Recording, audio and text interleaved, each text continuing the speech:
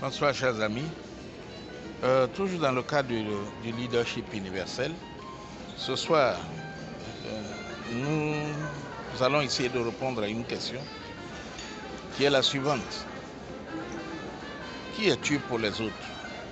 Un maître ou un serviteur? Eh bien, beaucoup de personnes, lorsqu'ils sont leaders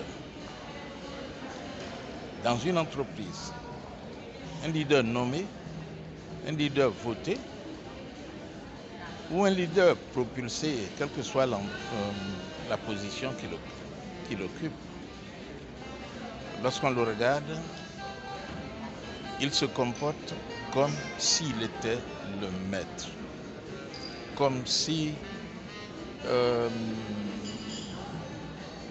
avant lui c'est lui et après lui ce sera lui. Eh bien, dans le cadre de Boostitch, nous encourageons les uns et les autres à développer l'esprit du serviteur. Parce que lorsque vous servez les autres, vous apparaissez plus grand aux yeux de ces derniers que lorsque vous décidez de vous comporter comme leur maître. Oui, si vous avez élu le peuple qui vous a élu, les personnes qui vous ont élu dans une association ou une institution, ces personnes vous ont élu pour les servir, pas pour vous servir, pour que vous puissiez les aider à atteindre les objectifs qui se sont fixés. Et lorsque vous vous comportez comme si vous êtes le maître parce qu'ils vous ont donné une chaise, mais vous diminuez tout en étant grand, tout en étant chef. Mais vous n'êtes pas un leader. Vous êtes un chef, mais vous n'êtes pas un leader. Et ce qui se passe, c'est que tout le monde respecte alors le poste que vous occupez.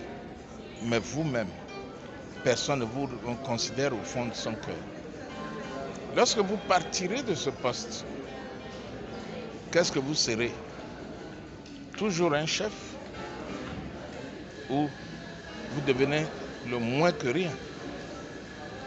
C'est une question à laquelle il faut réfléchir avant d'occuper un poste, pendant que vous occupez un poste, et même lorsque vous ne serez plus à ce poste.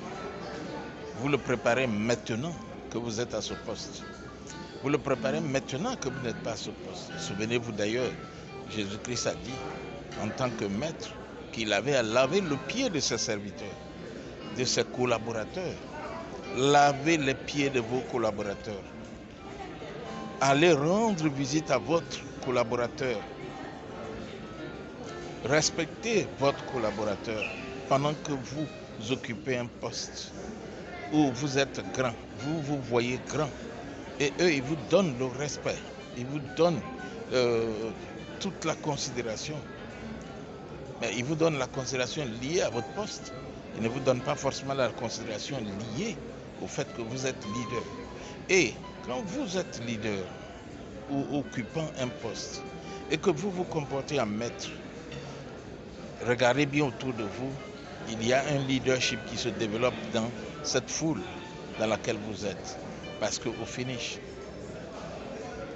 toute la population, tout le groupe, tous les membres de cette structure, de cette association, commenceront à identifier dans la foule le vrai leader, celui qui a le leadership universel, qui peut répondre à leurs préoccupations, qui peut les comprendre, qui peut communiquer avec eux, qui peut s'appesantir, qui a une capacité d'écoute tant recherchée par les uns et les autres et qu'ils avaient pensé que vous avez. Alors, cher ami, qui es-tu pour les autres? Un leader, un maître qui s'impose en tout, ou bien vous êtes un serviteur? Eh bien, chers amis, Boostitch reste toujours présent. Boostitch est là pour vous aider à développer votre leadership. Boostitch est là pour vous aider à devenir ce que vous devez être avec toutes les richesses cachées en vous. Si vous n'êtes pas encore abonné à cette chaîne, abonnez-vous. Likez cette vidéo et chaque fois que nous aurons une nouvelle vidéo, vous serez la première personne informée. Ok? Boostich est là avec le professeur Emeroua pour éventuellement des conférences, pour un coaching personnalisé, si cela vous intéresse et si vous avez une préoccupation particulière. Je vous remercie et donc à bientôt pour la dernière question sur le leadership universel. Devenez des vrais leaders. Votre entourage a besoin de votre leadership. Je vous remercie et à bientôt. Au revoir.